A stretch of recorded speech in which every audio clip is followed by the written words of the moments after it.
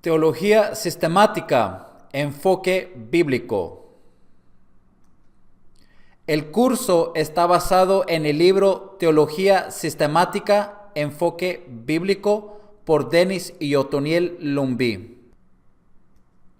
Contenido: introducción, Biblia, Trinidad, pecado, Jesucristo, Espíritu Santo, Iglesia, acontecimientos finales. Introducción. Introducción, parte 1. La teología tiene su origen etimológico griego, que es theos, que quiere decir Dios, y logos, que significa estudio. Entonces, teología significa estudio sobre Dios. Su propósito es el usar la razón o lógica a lo que concierne a Dios. Introducción, parte 2. Dentro de la teología se ha dividido o han nacido ramas para explicar esta ciencia. En este estudio, la teología se puede resumir en 4 ramas: teología histórica, teología bíblica, teología sistemática y teología práctica. Introducción, parte 3. La teología histórica habla sobre la historia de la doctrina eclesiástica o iglesia, ejemplos, credos, concilios y teólogos que hablaron sobre la salvación. La teología bíblica es el ver cómo Dios ha estado presente en la Biblia. Esto se hace al interpretarla exegéticamente, la intención del autor original hacia su audiencia de la palabra de Dios. La teología sistemática es un estudio lógico ordenado sobre las doctrinas de la fe cristiana, ejemplos, Dios, pecado, iglesia. Esta es la teología que se estará elaborando en este curso. Por último, la teología práctica es cómo poner en práctica la teología. Ejemplos, predicar sobre la salvación, dirigir a la iglesia, ética cristiana.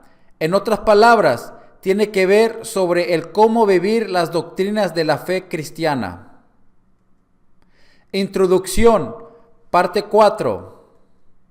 Como hemos escogido la rama de la teología sistemática, se va a hablar sobre varias doctrinas de la fe cristiana, como breve resumen que creemos que son importantes para el cristianismo y para el ministerio.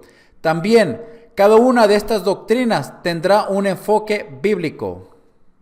Hemos escogido 7, aunque sabemos que otros hablan más o hablan menos que estas 7 doctrinas.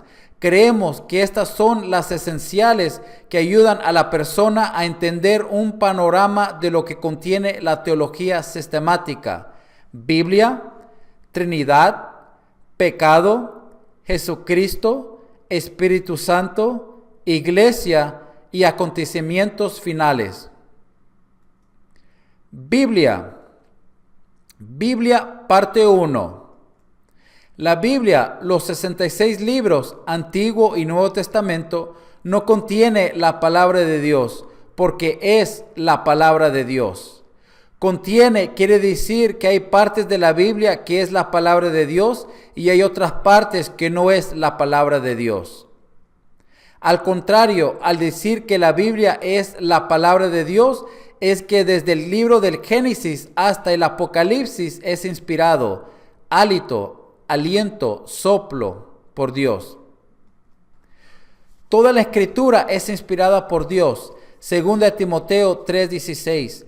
Tenemos también la palabra profética más segura, a la cual hacéis bien en estar atentos, como a una antorcha que alumbra en un lugar oscuro hasta que el día esclarezca y el lucero de la mañana salga en vuestros corazones, entendiendo primero esto, que ninguna profecía de la Escritura es de interpretación privada, porque la profecía nunca fue traída por la voluntad humana, sino que los santos hombres de Dios hablaron siendo inspirados por el Espíritu Santo. Segunda de Pedro 1, 19 al 21.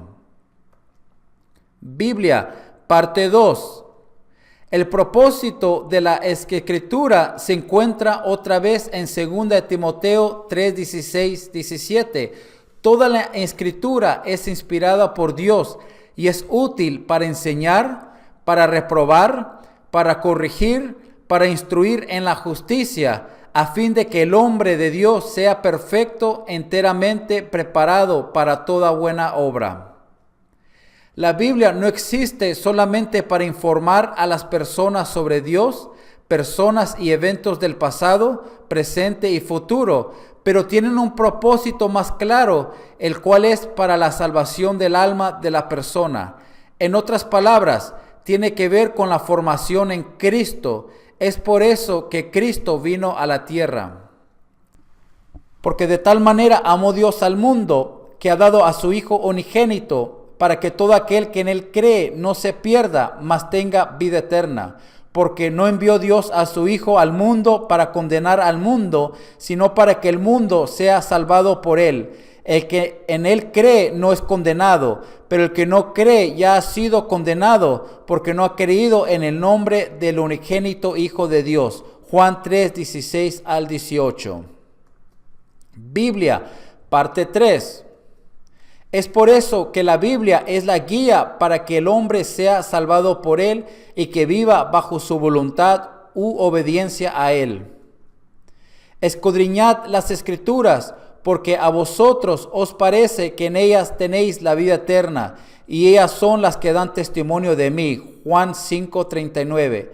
Y la persona no está sola al estudiar y entender la Biblia, tiene el Espíritu Santo. Pero cuando venga el Espíritu de verdad, Él os guiará a toda la verdad. Juan 16:13. Trinidad. Trinidad, parte 1. La definición de Trinidad es 3-1. Su origen es latín, que significa trinitas. Trinitas se divide en trinus, 3, y unitas, 1. Trinidad, parte 2. Tertuliano, 160 después de Cristo a 220 después de Cristo, teólogo africano y padre de la iglesia cristiana, la creó en el siglo III para explicar la naturaleza de Dios encontrada en las Sagradas Escrituras. Entonces dijo Dios: hagamos al hombre a nuestra imagen, conforme a nuestra semejanza. Génesis 1:26. Y Jesús, después que fue bautizado, subió luego del agua, y aquí los cielos le fueron abiertos, y vio al Espíritu de Dios que descendía como paloma, y venía sobre él. Y hubo una voz de los cielos que decía: este es mi Hijo amado, en quien tengo complacencia. Mateo 3:16, 17. Por tanto, id y haced discípulos a todas las naciones, bautizándolos en el nombre del Padre, y del Hijo, y del Espíritu Santo. 28:19. Porque 3 son los que dan testimonio en el cielo: el Padre, el Hijo y el Espíritu Santo. Y estos 3 son uno. Primera de Juan 5:7. Trinidad, parte 3.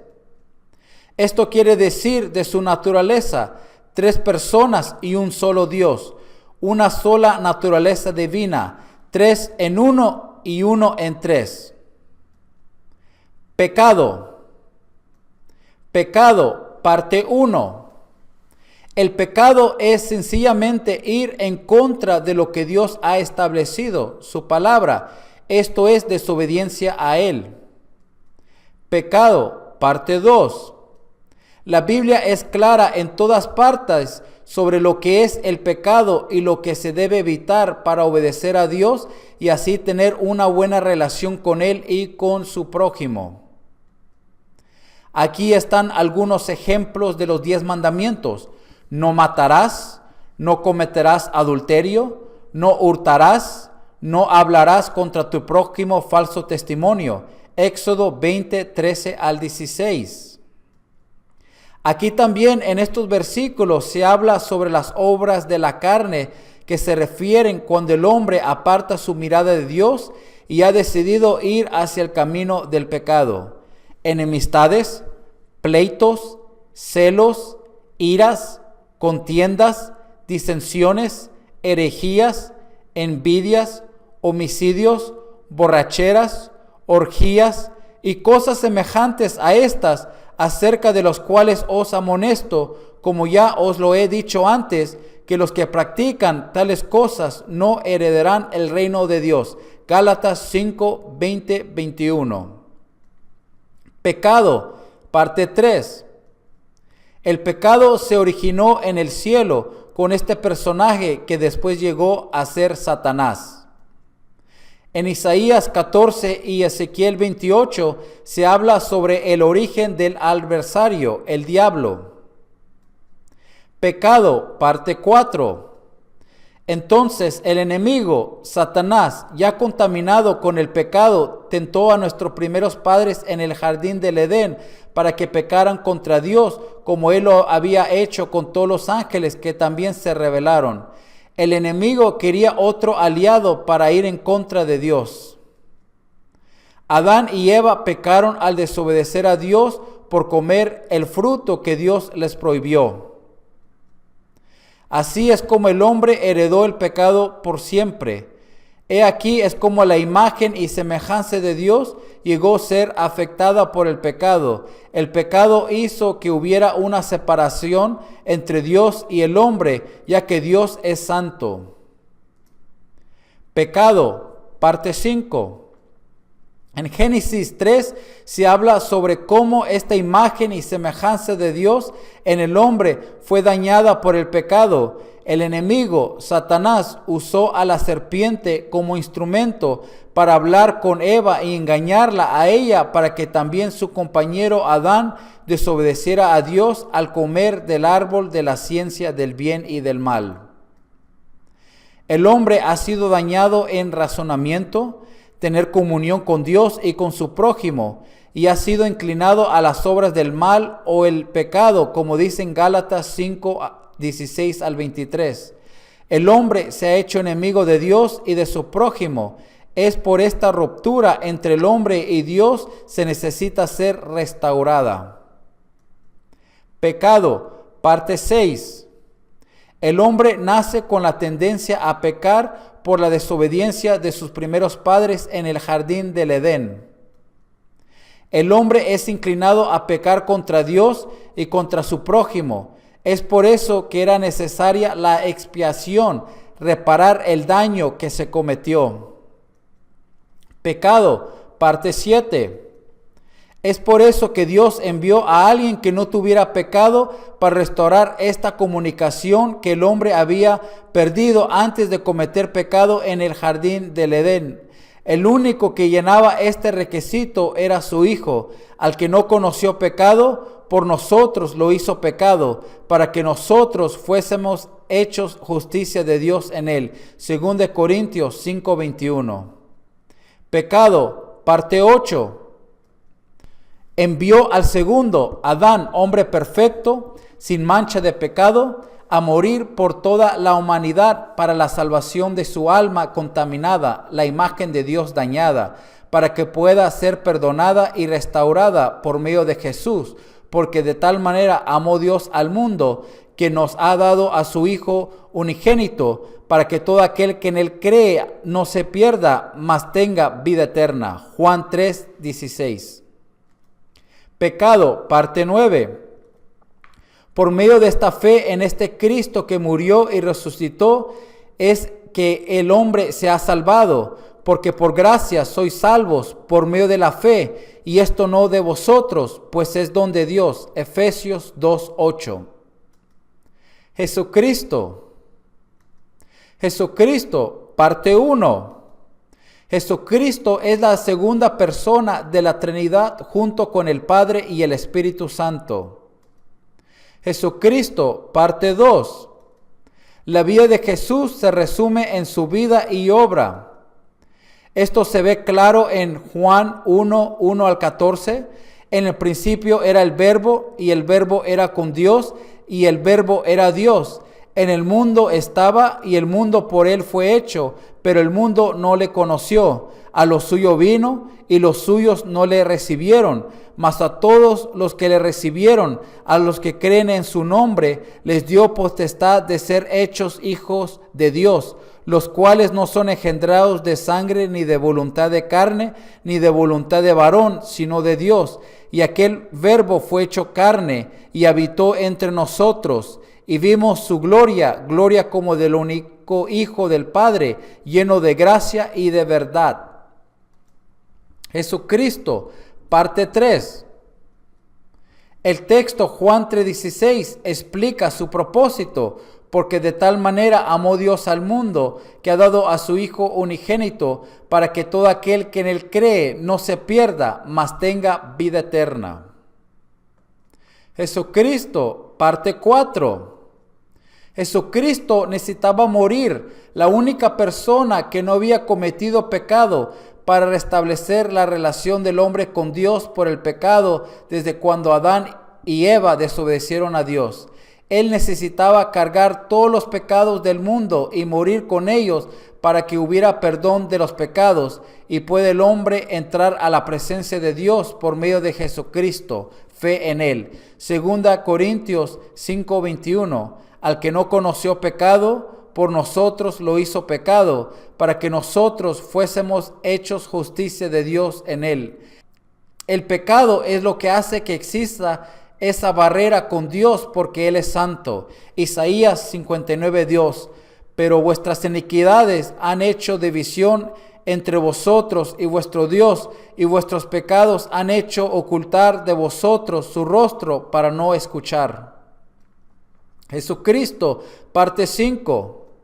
Jesucristo es hablado en todo el Antiguo Testamento, profecías mesiánicas, hasta cuando vino y se cumplió en él, como se encuentra en los evangelios, Mateo, Marcos, Lucas y Juan, concerniente a su vida y obras, como son sus enseñanzas, milagros, muerte, resurrección, ascensión y la promesa que va a regresar otra vez por todos los que creyeron en él. Jesucristo, parte 6. Después de los evangelios, como las cartas de Pablo y otros libros del Nuevo Testamento, todavía se sigue hablando sobre su vida y obras y animando a la iglesia en que Él va a regresar otra vez por ella y vivir con ella eternamente. En la casa de mi Padre muchas moradas hay. Si así no fuera, yo os lo hubiera dicho. Voy pues a preparar lugar para vosotros, y si me fuere y os preparé lugar, vendré otra vez y os tomaré a mí mismo, para que donde yo esté, vosotros también estéis. Juan 14, 2 y 3. Y he aquí, yo vengo pronto, y mi galardón conmigo, para recompensar a cada uno según sea su obra. Yo soy el Alfa y el Omega, el principio y el fin, el primero y el último. Apocalipsis 22, 12 y 13. Espíritu Santo. Espíritu Santo, parte 1.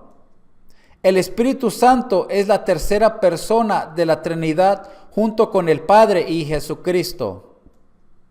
Espíritu Santo, parte 2. Es por medio del Espíritu Santo que María tuvo a Jesús. El nacimiento de Jesucristo fue así: estando desposada María, su madre, con José, antes que se juntasen, se descubrió que había concebido del Espíritu Santo. Mateo 1:18. Y respondiendo el ángel le dijo: el Espíritu Santo vendrá sobre ti, y el poder del Altísimo te cubrirá con su sombra, por lo cual también el santo ser que nacerá será llamado Hijo de Dios. Lucas 1:35. Es así como nació el Hijo de Dios, santo, sin pecado. Espíritu Santo, parte 3. También Jesucristo fue investido por el poder del Espíritu Santo cuando fue bautizado en agua para dar inicio a su ministerio. Y Jesús, después que fue bautizado, subió luego del agua. He aquí, los cielos le fueron abiertos y vio al Espíritu de Dios que descendía como paloma y venía sobre él. Mateo 3:16. Espíritu Santo, parte 4. En su ministerio declaró que el Espíritu Santo estaba sobre él. Vino a Nazaret, donde se había criado, y en el día de reposo entró en la sinagoga, conforme a su costumbre, y se levantó a leer, y se le dio el libro del profeta Isaías, y habiendo abierto el libro, halló el lugar donde estaba escrito: El Espíritu del Señor está sobre mí. Hoy se ha cumplido esta escritura delante de vosotros. Lucas 4:16 al 21. Espíritu Santo, parte 5. Y antes de irse les dijo a sus discípulos que no los iba a dejar solos, pero yo os digo la verdad, os conviene que yo me vaya, porque si no me fuera, el Consolador no vendría a vosotros, mas si me fuere, os lo enviaré. Juan 16:7. Espíritu Santo, parte 6. También les dice sobre el trabajo del Espíritu Santo en la tierra, y cuando Él venga, convencerá al mundo de pecado, de justicia y de juicio. Juan 16:8. Espíritu Santo, parte 7. Cuando la persona acepta a Jesús como su Salvador, el Espíritu Santo trabaja con lo interior de la persona para santificarlo. Aquí es cuando recibe el fruto del Espíritu manifestada en el carácter de la persona. Mas el fruto del Espíritu es amor, gozo, paz, paciencia, benignidad, bondad, fe, mansedumbre, templanza. Contra tales cosas no existe ley. Gálatas 5, 22 y 23. Espíritu Santo, parte 8. También vemos que después de que Jesús resucitó entre los muertos y antes de ascender al cielo, dejó este mandato y promesa a sus discípulos, y estando juntos, les mandó que no se fueran de Jerusalén, sino que esperasen la promesa del Padre, la cual les dijo: oísteis de mí, porque Juan ciertamente bautizó con agua, mas vosotros seréis bautizados con el Espíritu Santo dentro de no muchos días.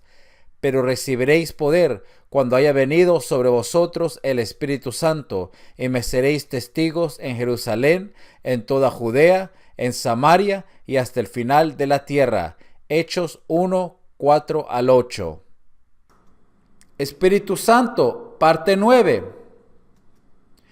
El Padre envió al Espíritu Santo a los aproximadamente 120 hermanos en el día de Pentecostés. Cuando llegó el día de Pentecostés, estaban todos unánimes juntos, y de repente vino del cielo un estruendo como de un viento recio que soplaba, el cual llenó toda la casa donde estaban sentados, y se les aparecieron lenguas repartidas como de fuego, asentándose sobre cada uno de ellos, y fueron todos llenos del Espíritu Santo, y comenzaron a hablar en otras lenguas, según el Espíritu les daba que hablasen. Hechos 2, 1 al 4. Ellos fueron bautizados, llenos del Espíritu Santo, y su evidencia inicial, como se leyó ahorita, era el hablar en otras lenguas. Espíritu Santo, parte 10. Después que la persona ha sido bautizada con el Espíritu Santo como evidencia inicial de hablar en otras lenguas, el Espíritu Santo imparte dones como Él lo desea, pero todas estas cosas las hace uno y el mismo Espíritu, repartiendo a cada uno en particular como Él lo desea. 1 Corintios 12:11. Estos dones del Espíritu Santo se encuentran en Romanos 12, 6 al 8 y 1 Corintios 12, 8 al 10. Algunos de estos dones son profecía, enseñanza, exhortación, palabra de sabiduría, palabra de ciencia, fe, sanidades, hacer milagros, discernimiento de espíritus e interpretación de lenguas. El propósito de los dones es para la edificación de la iglesia, pero a cada uno le es dada la manifestación del Espíritu para provecho. 1 Corintios 12:7. Y así también vosotros, pues que anheláis dones espirituales, procurad abundar en ellos para la edificación de la iglesia. 1 Corintios 14:12. Iglesia. Iglesia, parte 1. La palabra iglesia proviene del griego eclesia, que se define como llamar fuera de. Iglesia, parte 2. Cuando había una reunión en el tiempo de Jesús, llamaban a una eclesía para tener una reunión o asamblea y tratar asuntos públicos. También eclesía se usaba para tener una reunión con un grupo selecto para tratar asuntos dentro de su organización. Había muchas eclesías en el tiempo de Jesús. Iglesia, parte 3. Jesús también usó la palabra para llamarlos a una reunión y establecer no solamente una organización, estructura con orden, pero también un organismo que tenía vida, que es su cuerpo. Esto es el cuerpo de Cristo, dirigido por la cabeza, que es Jesucristo. 1 Corintios 12 al 31, Efesios 4, 7 al 16.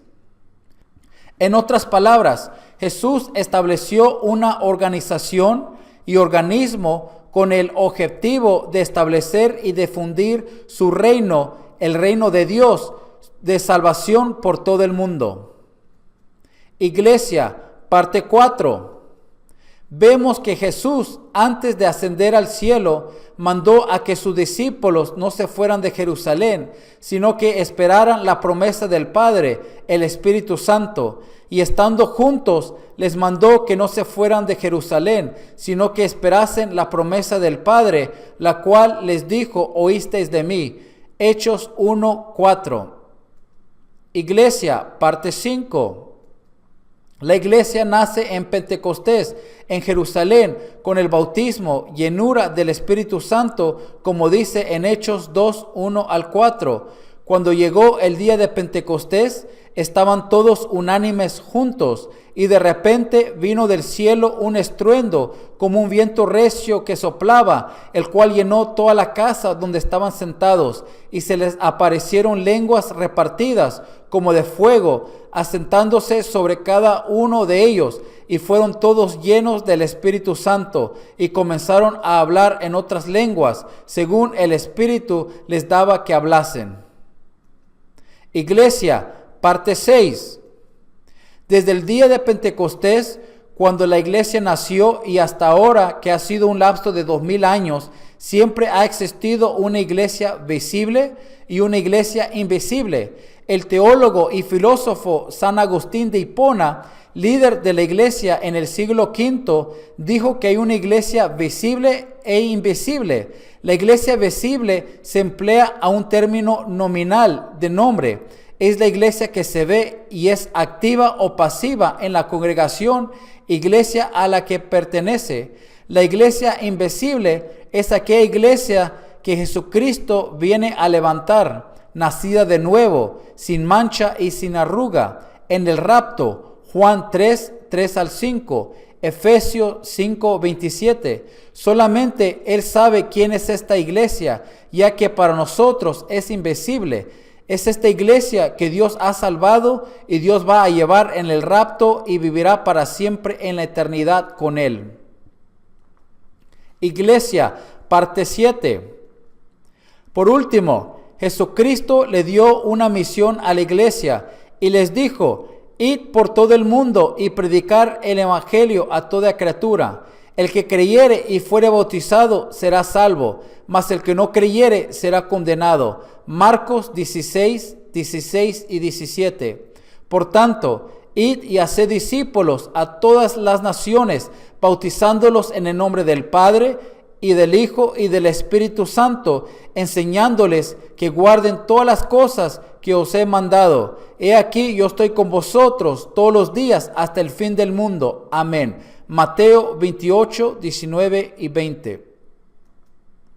Entonces, la misión de la iglesia dada por Dios es predicar a la gente para que se conviertan a Cristo y después enseñarles, discipularlos, cómo vivir el cristianismo bajo la voluntad de Dios, confirmada en su palabra. Acontecimientos finales. Acontecimientos finales, parte 1. El hombre es tripartito, que quiere decir de 3 partes. El hombre está hecho de cuerpo, alma y espíritu. Acontecimientos finales, parte 2. El alma es la imagen de Dios contaminada por el pecado desde cuando Adán y Eva pecaron en el jardín del Edén. La esencia del hombre es el alma, que es la vida. El alma es lo que nos hace pensar, sentir y tomar acción. En otras palabras, el alma está el intelecto, los sentimientos y la voluntad. El alma es lo que somos. Acontecimientos finales, parte 3. Ahora hay 2 interpretaciones sobre lo que pasa con el espíritu después de que una persona muere. Acontecimientos finales, parte 4. Algunos creen que cuando muere una persona, el cuerpo regresa a la tierra porque es de polvo y el alma se va al cielo o al infierno si aceptó a Jesús o no. Y el espíritu va con Dios, como dice en Eclesiastés 12:7. Y el polvo vuelve a la tierra como era, y el espíritu vuelve a Dios que lo dio. Acontecimientos finales, parte 5.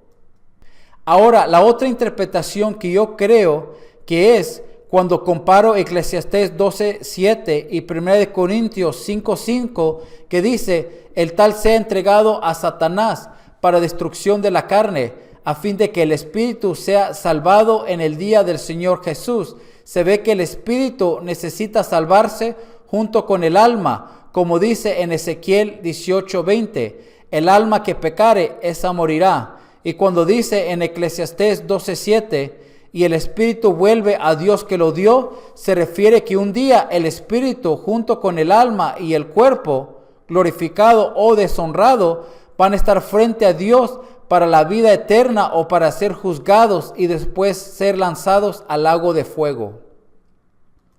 Acontecimientos finales, parte 6.